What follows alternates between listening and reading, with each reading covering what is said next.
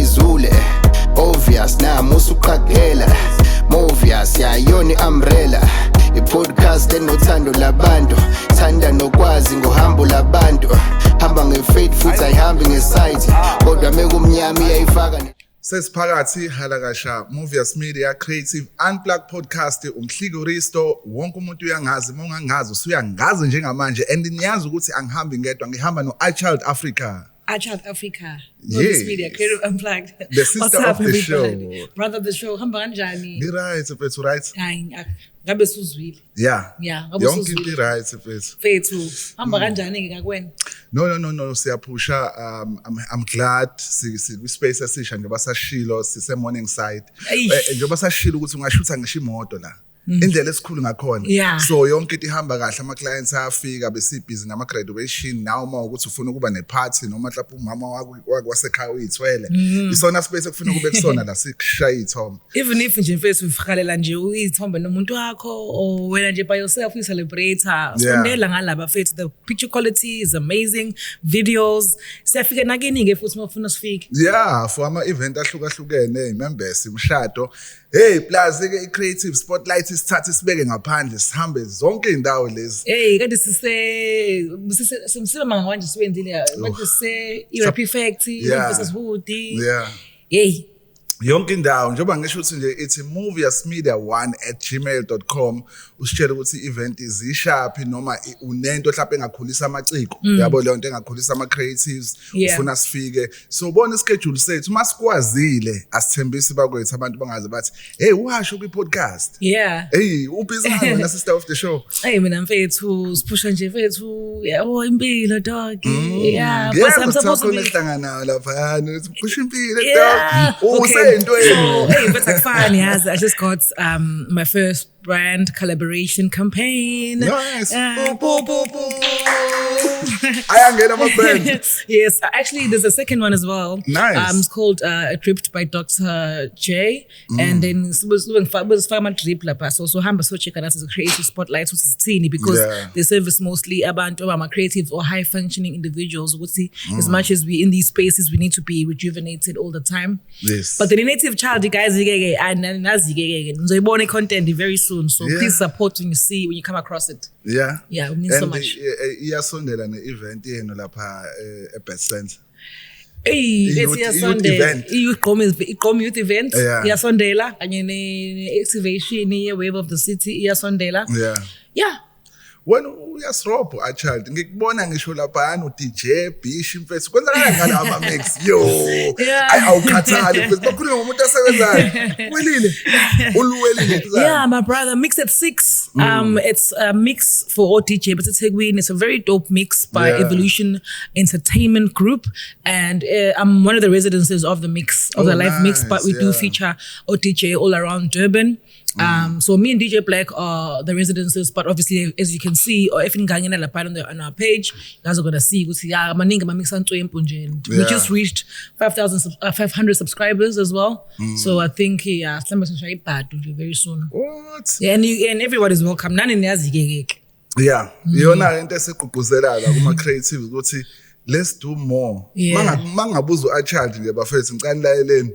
iChild, what do you do? Uzozo. What do you singer, do? Songwriter, choreographer, creative director, DJ, design, all of that. Ukuthi umuntu uyashutha creative direction, choreographer, wardrobe. Now we got to be span so I love the thing that you do. The creatives ukuthi sibukele noma ubani unasesakhe skill let's do more ungabe comfortable ngento eyodwa yenzayo ukuthi uyadansa usudansa kuphela shaya poetry shaya hip hop hamba okwenza ukuthi cula uyabona kube nezinto more than one ozenza kuyasiza lokho ngoba we told the creative behlele emakhaya abantu vele se understand that there's no job opportunities unless but we have to create jobs thina yabona into by ama ideas esinawo yayibona nakubalekile mfethu nje even kade i podcast esinayo no Nels sikhulumile ukuthi kubalekile as a creative ukuthi ungayenzi into ethandayo kuphela because ugcina usuyizonda lento mangakufakela imali. Ku right ukuthi makhuluma umsebenzi owenzayo ukuze uyisupport le passion yakho ngemali because lento le dinga imali. Yeah. Okay, before siqale ke introduce i-guest yethu ngicela ukudlulisa ukubonga okukhulu ethi yazi ngigibela iTexas eSouth Beach umfowethu igama lakhe ngiyalikhohle uthi hey ngikubone kwi-podcast kanti kanjani lapha sasihle istudio senu nina le ntombazane le uNels yabo mina already buka taxini and lo mjida is the same guy obedlala ingoma yethu le SCKP Isaka uyadlala Isaka my brother respect bra so ngiyabona into esiyenza abantu bayithokozela ayisiyabonga kakhulu bafethu and please don't forget to subscribe. That actually also helps in supporting us and in share izinto zethu. That's the best way also to support us. Because now I'm on a brand, if somebody wants us to display it here, please let us know. moviesmedia1@gmail.com and then shout out to Majita Sewile Point bafethu ngokudlala ingoma yethu siyanibona onhlaka mfethu baningi nje sithi siyabonga kakhulu sengibuka ngisho podcast uthi umuntu erenkile laphana eyithola ngo iChat sister of the show. But I can't wait to introduce our guest today. Angani mawathu ugcina ngoba umagcina into zakala but lo muntu esimintroduceayo namhlanje one of the choreographer dancer ushaya ngisho lento njani gun boost dance laphana uyashayela wena washa ini concept shiral dance zokushaya mhliko contemporary dance concept shirali ini contemporary i-contemporary ngcono mali ngishaya dance contemporary yes hey cishe ngashawa ngenduku phela ayakulondo lethu limjane liyangihlafuna but let's all welcome Ugcina yebo right sanibona linjani Creative Unplugged podcast yawe siyakwamukela kakhulu welcome ngiyajabula ukwamukelela yeah so before nje siqale kakhulu bengithi ngizombuza ukuthi ubhizi ngani kodwa ngiyazi ukuthi khona lokho silethele kona namhlanje bengithi nje ngicela mhlawumbe ukuze abangazi ukuthi Ugcina ubani usivulele nje ngepoem ngenkondlo eyi1 yazi inkondlo bengithi ngizoyenza akusayona le bengizoyenza usuke wangibuza ukuthi kahle hle wena Ugcina umagcina ngoba umagcina so ngizovele ngiyenze le ekhombisa ukuthi kahle hle mina ngubani uyabona so le poem ibizwa ngokuthi all my siblings so ekhaya mina number 11 ngizobaqala bonke ke phezulu bese ngiyangena udabini lokuthi kahle hle yini inkaba yami. Okay, number 1 Vimbepi, where are you blocking it? Number 2 Nto straight. Number 3, Kohlakele, the corrupt one. Number 4, Zungezani, beating around the bush. Number 5, Ufalake, his will. Number 6, Sbugeli, the watcher. Number 7, Malawi, in Africa. Number 8, Vangaye, you will hear from him. Number 9, Nzameni, help him out. Number 10, Msila, the tail. Number 11, Umagcino, isinamuva, isugamuva. Isinamuva, isugamuva. Now, in my family, we have no hero yet. Our great ideas are chasing some will speak about them on Sunday because on Monday we're chasing number 5, Falake, his will. My father, Umkhulunyelwa, the one that should be spoken for, son of Upolwane, who remained a boy in his time, told me that I was born in the times of revelations. And he told me a story of a dirty and a hated goat with an inferiority complex. So one day it went into the mountains and it never came back. Yeah. Some people say it turned into gold and melted when the sun came up. And now there is a big red river covering it, coming from the white land. Yes. As we remain followers of the unknown ideas, some far from my spirit, some shooting to my spirit like a fast jet, maybe going to Dubai or Malawi in Africa. My father has been there, and he told me to be free is to be naked alone. Thank you. Aibo. I shine. Hey, I'm poetry sessions. What a nice piece. Yeah. Malaki. Ngiyasho ngiyaqhaqhazela ngala. Kufanele. Izinto. Uthinta amathonga, uthinta abantu abaningi mangicabanga ngathi uye kwi-background kwimvelaphi. Wanyuka nayo. Nabo dadewethu nabafowethu. Yibo labe ngibabalayo amagama abangempela la why ukuthi mhlawumbe So Malawi nje is because ugama lakho Malawi. Malawi yes. Nice. Nosibukeli nofala kufalakhe nokhohlakele. Yo. Qali phela abazali bebeqamba ngenye indlela akusafani namanje. Uthi ingane seko ayanda amahle enhle emuhle. Yabona nje. Lawafanayo. Akusajulwa njengakudala ngoba abesho into othola ukuthi abazali babhekene nayo. Ekisimo esihamba kubona ngaleso sikhathi. Mithi mayiphuma ingane bese beyetha lelo gama yabona. Into yohlezi isikhumbuzo ukuthi abazali bake badlula kulobu kuleyo nto leso simo leso. Mawukuthi kwakubanda mhlawumbe uthola ukuthi angicishe ngathi ukuthi uyabanda. Bandile. Bandile. No, ukuthi bandile. No, bandile kusho ukuthi bandile. Ngicabanga indlela thivele yayo bandile. Usho njengoba nawe njengoba uwelile kusho ukuthi babewela. Mawakho ukuthi walento uwela. Well, yeah, because I'm a miracle baby, so. Okay. Ingane emlingo. Wayengaba ke usimangaliso. Simangele. Ugcina waye uzoba umagcina. Uyena kahle Number 11. Wena umagcina. Umlo qobolwane. Mina number 11. Usihle. Basebejekile nje ukuthi ngingazi ke phela. Yeah. Ulento uyanothabele kusho ukuthi kwase kwenzakalani noma wethabile. Kwasekuxolwa. Sebethaba. Khona wayexola igama lakhe lize liqhamuke naye. Bathaba. Waphuma eza waphuma ngazi. Amagama nemeaning ngizama ukuya kubona ukuthi ngempela amagama ethu yayibona. Angithi ukusiza nasi isiZulu sithi igama liyakulandela. Liyakulandela. Kwesinye isikhathi futhi abanye bathi hayi mawuqanjiwe nje uqanjiwe kungenzeka ukuthi uphambane negama lakho leli ophiwe lona. Yeah. I'm just curious. Uba ukhohlakele? Yeah. Yena unjani? Akakhohlakele. No, honestly, because igama liyakulandela, right?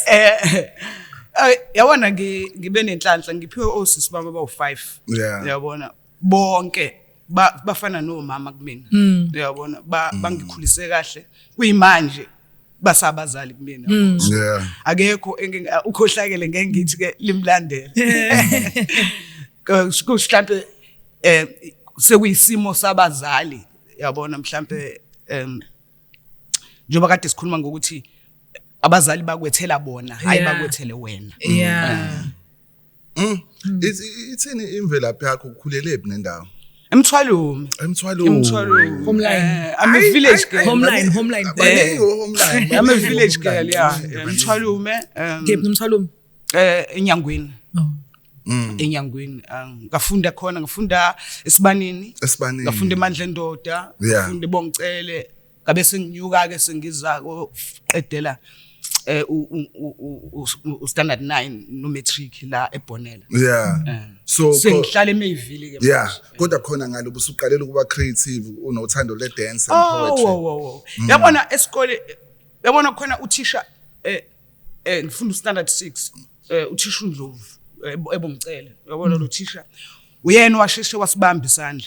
Yabo ngoba usuyisikhathi usungazazi na ukuthi uphiwe ekubhaleni noma awuphiwanga yabona italent sometimes ubona omunye umuntu wena ungakalibumbi. So lo thisha ukuthi njalo makade kunezinto ezifana noma composition into unakuthi alidonse iphepha lamalicheck abese cha unesandla wena ekubhaleni.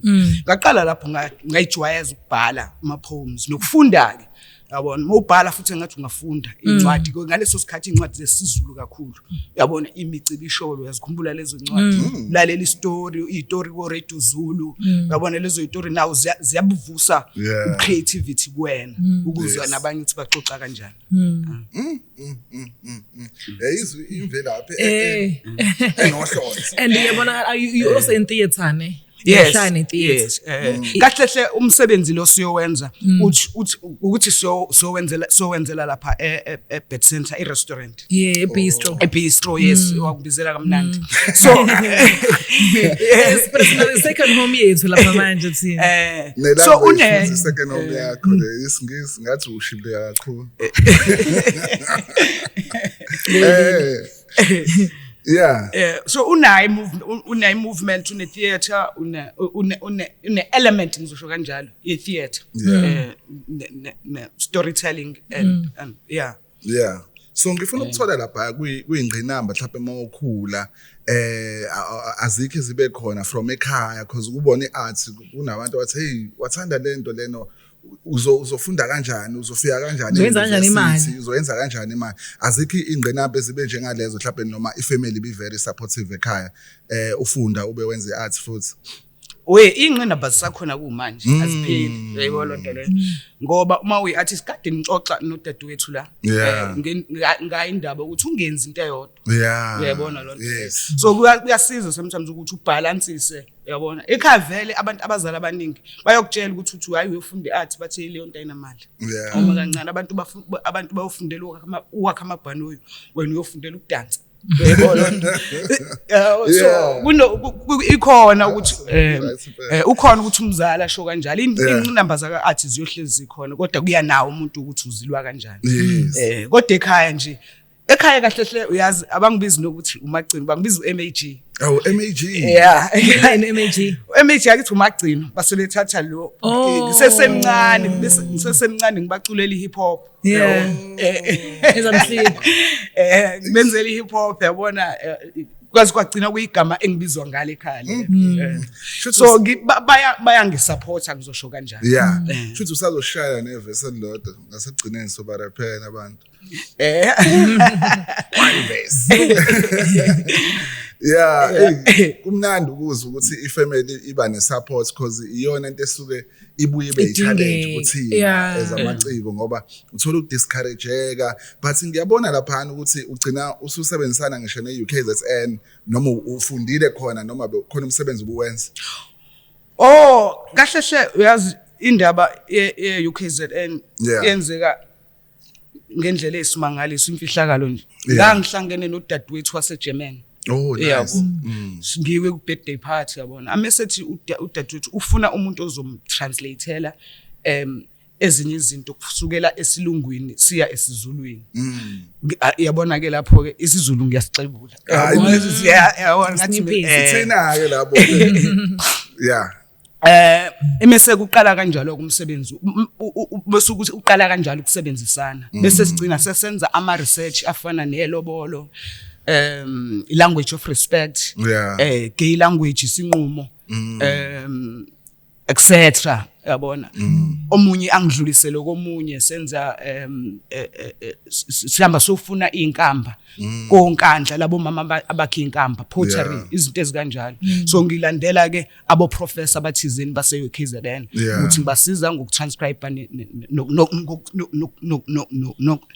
nokufaka imibuzo phambili kubantu ngenxa yolimi and then ke deep futhi waseke wangena kwi dance yenzeka kanye ngaleso sikhathi ngisebenza ne-dance nePhenduka Dance Company le iPhenduka Dance Company under usibonakaliso Ondinbelo noSifiso kweyami besuke eCape Town bona from iJazzart bazovula enye icompany iDance Company so wasebenzisana nabo and then into obuyenza ubufundisa abanye dance noma you are part of the dancers there bengisebenzela yona icompany train ekhona trainile sasebenzela icompany and then ngashiya ecompanyini ngaya eGoli ke ngithi ngiyofuna amadlela ahlaza ngifika ayafunwa lamadlela ahlaza yabona phela kuthi imali imbiwa khona ngafika ngasebenza as a dance instructor ke eGymini ngenza ama class of basic basic nje contemporary dance so letujana ama kind of dances obuwenza ngibonela ukuthi bekhona ngisho i-gun boost dance mawukhula and then Yes, wanyuka imiphi nje imidanso noma nespantsulu ngashaya manje Isipantsula nengoma ngiyayishaya ukusina nje ngake ngasina mina endaweni lapha iKeresfontein Yeah. kukhona isilo qobo lwasi isilo hayi lesilo Samanje. ngisine athumela ubaba ukuthi angibizwe lapha uqeke ngisondele eduze kwakhe yabona athi hayi mntanami uphathe kahle ubuntombi bakho ngiyabona ukuthi usina kahle yabona ngeke ngasina ngaxhawulwa isilo futhi ngiyabona lapho Ayishukuthulike shothi ngeke. So manje lapha eBistro thena konje khona into yenza eBistro. yebo Ngicela ukuzwa more about that. Isho le engiyibeka lapha na ke isandla nomlomo Sandla nomlomo. isandla nomlomo i-title yomsebenzi Oh nice.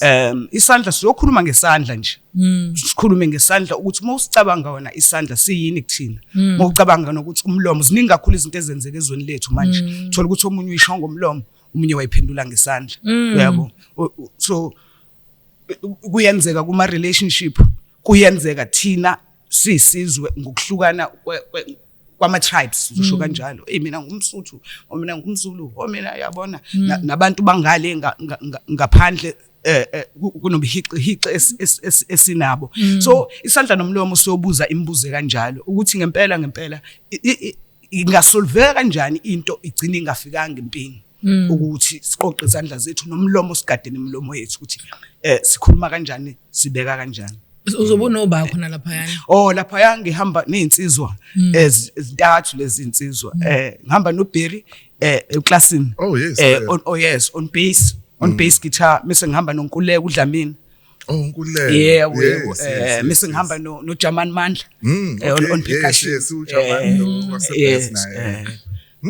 So uzoba usho storytelling or inkondlo and then bona bazobe bedlala. Yebo Izobe inini? umhlaka June 7 Okay. June 7 ngo3 Okay. sithi nje 2:30 for 3 Okay. Skadi bantu time Hey, bantu time yazi ke. So manje ku-industry njengamanje wena personally because ibonizwile ukuthi okay at least umndeni wakho yakusupport so ku-industry how are you finding yourself position okuyona njengamanje industry are you happy with it what do you like to see ishintsha or what do you like to see ingashintsha ngingathanda ukuthi amaciko uhulumeni wethu amaciko athi ukuwacabangela kancane abantu ababekwe esihlalweni sokuthi bagade izimali zamaciko nokuthi imali zamaciko zidistributwa kanjani ukuthi zize zifike emacikweni phansi kubantu abangafana nokuthi uyabona khona insizwa lapha edlala isiginci kamnandi kanjani leyo insizwa leyo ingayithatha lesi skill sibuyele esandleni ke manje sesikhuluma ngesandla and the skill ingasithatha leso skill iyosifundisa esikoleni kulezi ikole lezi kuthiwa ziphansi yabona ikole zasemafamu sibizwa ngani lezo ikole uyayibona leyo sifundise ukushare skills hayi ukuthi mhlambe ke ufanele ukuthi uzube ne-diploma uyothitha ngoba vele lesi skill nawe usifundiswe mhlawumbe isiginci usibanjiswe usana 8 mhlawumbe usibanjiswa umalume wagcina nawe ushaya isiginci nawe usangambamba isona 8 kodwa leyo nto ke idinga ukuthi uhulumeni wethu angenelele ukuthola ukubona ukuthi sithululwa kanjani lesi skill yabona yazi ngiyayithanda lento lena like ukubona ukuthi kufuneka kube ne diploma degree certificates for you in order kuze kuvunywe kuthiwa hayi unalo ke leli talent ngoba wayifundela kodwa uthola ukuthi ukwazile ukuyifundiswa omunye umuntu wayifunda leyo nto usuyayazi professional ungafundisa abanye abantu but you are not qualified ukuthi uqashwe so ilungiswa kanjani leyo nto ukuthi umuntu onjengaloyo osemkantshubomvu oqale lento ekhulu ezenzela yena ukuthi agcina uyayibona leyo nto noma kuthiwa isitifiketi asikho but egcina ekwazi ukuthi iskills sakhe adlulisele kwabanye abantu yes I think social media is I always say social media is the best tool because abantu bakhona social media and bayafuna ukufunda because ngempela ungasho because amfunqa manje isystem lena enza ukuthi siphiwa izinto zethu esikhule nazo siphiwe uNkulunkulu ukuthi kumele seyifundela yabo into engishoyo so I don't think ukuthi yonke into imele ifundelwe because nakhona isystem sothi imali zethu nje lezo abantu abamnyama ukuthi simele ukhokhele manje ukuthi mina ngiyacula kodwa kumele futhi ngikhokhele lokho but ngiyakwazi ngizalwe nakho so I think ukuthi kubalekile ukuthi sithathe ama platforms esikwazi ukwasebenzisa so asebenzise thina singalindi I agree singalindi all the time yes kona ke singakufeli phansi ukuthi mindset nayo iyadingaka yabona kodwa i-theory kwesinye isikhathi ingathi yinde kakhulu mawusibheka ezikolweni zethu uthola ukuthi ingane ifundile from i-primary yaze yayophuma matric kodwa mawuthi uyayibheka ukuthi ikwazi ukwenzani practical ngesandla yabo ungakhuluma kahle isilungu uyabona uyibeka i-theory yakhona ukuthi agriculture yathini but mawungakazi iseed yabona wena utshala wena ngesandla sakho yabona so iyafana lento nalento esenzayo with i-base camp nema sifunda ukuthi thina sivele sathi awuthi sizenzele asidinganga ukuthi size sibe qualified but sithola siseyikoleni ehlukahlukene silekelela ama educators ngama lento njani ama skills esiwafundisa izingane noma masifunda isinika lawo ama pamphlets nezinto ezama tools like Sparks magazine to khuluma ngezinto ezinjengo climate change but asibone othisha but sama facilitate because sibonile ukuthi ingasekhaya la ilokushe esikhulele kulona la asidinga ukuthi kube nomunye umuntu qualified ngiyakwazi ukwenza lokho awuthi ngiyotshela izingane ukuthi asenzeni i-talent show nina ama talent ukuze urap kufanele ukwazi ukubhala ama rhymes yabo lapho into oyenzile wena vele le so ngiyayithanda kakhulu leyo ingakho ngithi asike sithi kuyibheka siyi-highlight kuma township ngama township kuma province ngama province thina ezamacika asike sukuma ungasho ukuthi I'm not qualified for something enza mhlawumbe lokho kuyokubeka somewhere yeah iqiniso lelo I agree with that yeah so ngeke ngabona na kwi profile ukuthi khona i competition oke wayiwina I'm not sure if it was ama awards or something back in the day I think late 90s and early 2000 bekune competition yakhumbula kufika Stop Crime Stop Crime yes campaign and yase introduce a festival ibizwa is Stop Crime Drama Festival ifacilitatewa esingibakhohliwe igama labo bhuti baseGoli uyabona so i province ne province bese kuhlanganwa in Johannesburg eFunda Center so wethu kuzo compete wake so the first round winner i best actor nice and then second round ngawina i best script writer okay that's part of your journey that's part of your history so amazing yes so you on the competition you on the competition how was the feeling because manje into kubona ngoba usanda mhlawumbe uqala noma usuyenza to win like that uyabona ke lezo zinto lezo ziyasiza especially uma ungakabi exposed kakhulu kwi industry uyaqhuquzeleka build confidence yes uyaqhuquzeleka uyabona ukusaba kuyaphela because truth now uyazibona ukuthi awunami nginayo ivoice emphakathini into engiyikhulumayo iyazokala bakhona babona njengami because into ebalekile leyo isizwe sakhiwa kanjalo ukuthi sibona ngendlela efanayo yini le esingayiboni ngendlela efanayo bese siyayilungisa sikwazi ukuqhubekela phambili script writing ubhala what kind of scripts do you write Drama angithi bekuyi Stop Crime Drama Festival so bekuyi drama piece you still write some scripts till this day yes namanje what kind of scripts like mhlawumbe ubhalela mhlawumbe soapies mhlawumbe ubhalela theater ngithanda ubhalela itheater ngithanda ubhalela ngizothi amandla ami asahamba agcine la itheater yabo kwesinye isikhathi uthola ukuthi etheater angithi phela khona neside leke dance so ngiyakhomba ngikumixa konke ndawonye ukuthi kwesinye isikhathi nespace usithole kuphi space. So for example uma ukuthi isandla nomlomo ngisenza lapha bistro. Kufanele ukuthi ngicabanga ispace sakhona ukuthi sikanjani uyabona so umsebenzi uhamba ushifta nakuthi audience yakho obani ngaleso sikhathi nokusebenzisa ulimi ukuthi mhlawumbe uzoperforma endaweni uyazi ukuthi mhlawumbe ngisesizindeni esidominatwe isilungu ushintsha ulimi ushintsha umsebenzi uhamba uthi kanje uyabona so that wonke umuntu ezokwazi ukuzwa. And wenza projects where you were collaborated with some African country. I'm not sure if Congo. For like number of years. Yes. Projects.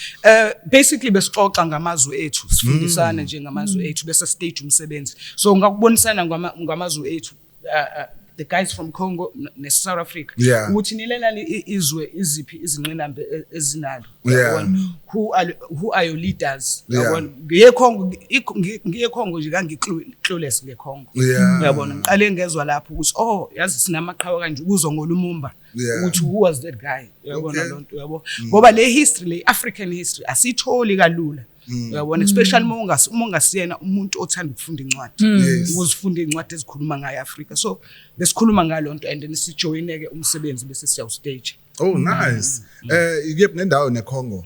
Siye Kinshasa. Sasuke eKinshasa saya Lumumbashi. Sasuka Lumumbashi saya Kisangani. Oh no, Kinshasa to Kisangani and then to Lumumbashi. I'm not sure if it was 4 years or iminyaka emingaki nihamba lapho. Their projects. I think 3 years. 3 years. Wow. Yes, exchange. That's nice. That's nice. What I an really love to explore experience. Africa. Yeah. What an experience. And into sibe shy ngayo ukuthi manje we are facing as a country lezinto oyibona with ama Africans like South Africa nalabo abangaphandle there's too much going on.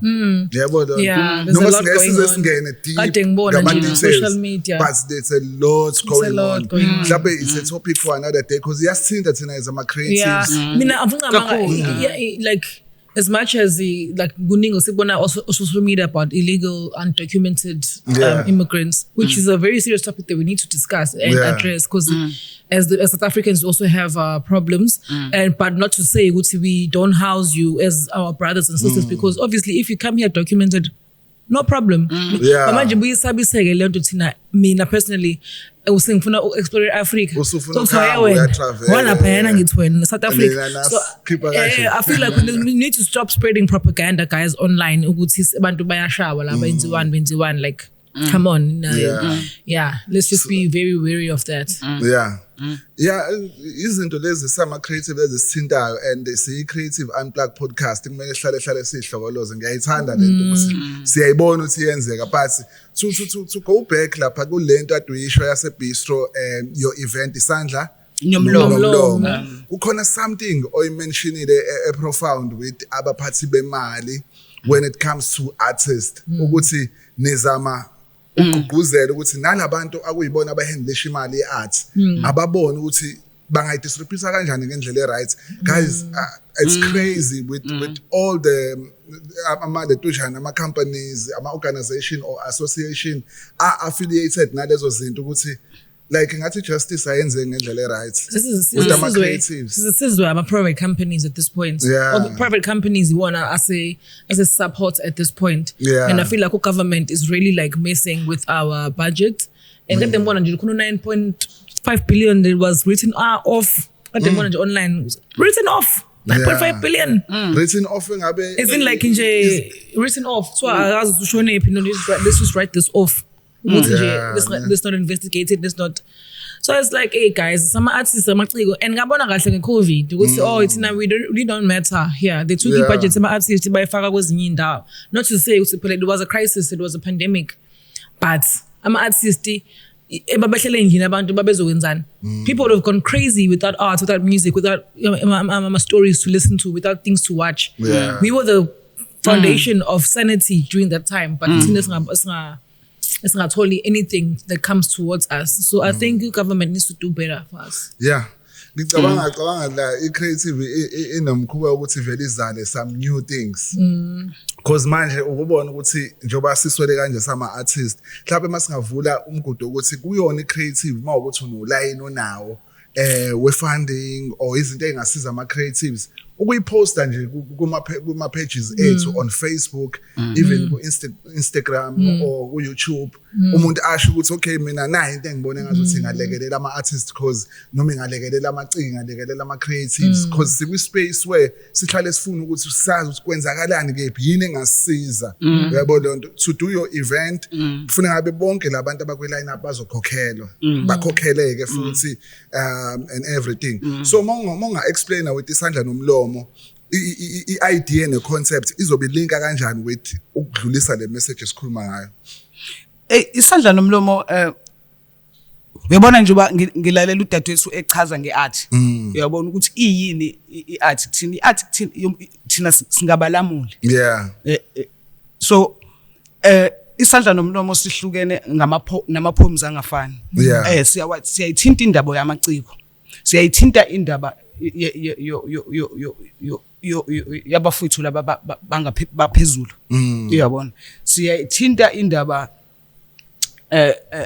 yemndeni siyayithinta indaba yezithandana uyabona lonto so singabalamuli zosho kanjalo nje singabalamuli zonke lezi makuthi mhlawumbe nguphendula kahle umbuzo wakho yes kakhulu ngifuna ukuthola ke sibaphindele i-date makuthiwa nje uyabamema njengamanje we are inviting everyone to come at your event eBet Center na icamera yakho ungathini kubona ngingathi yes ngingathi my fellow South Africans isandla lomlomo sizobe sikhona lapha eBet Center eBet Bistro Bistro ngicela nifike nizosupport isandla lomlomo ngicela ukuthi sesihlangane sikhulume ngezinto ezihlupha amaciko izinto ezihlupha thina emndenini yethu izinto ezihlupha thina kuma relationship sizothinta lawo ma topic kanjalo wena nawe uyayazi into ekudlayo so iartist lona liyatshala emise ukuthi iconversation iyazenzakalela ukuze lezi zinto sikwazi ukuxoxa ngazo comfortable emakhaya nasezweni lethu ngiyabonga manje mabekudinga utholakala kanjani lapha kuma social media ku Facebook ngugcina shange nje alright bese ukuthi na ku Instagram ngisawugcina shange angishintshe alright uyakwazi ukuthi ungithole lapho inamba yami ke uma ufuna ukungithinta ifanele ngisho inamba ngayisho khona bezokwazi ukuthi bakuthinte babe part of le i-movement lens event enizobe niyenza inamba yami it's 073 318 9099 nice I'm sure umhliki uzoyibhala la screenini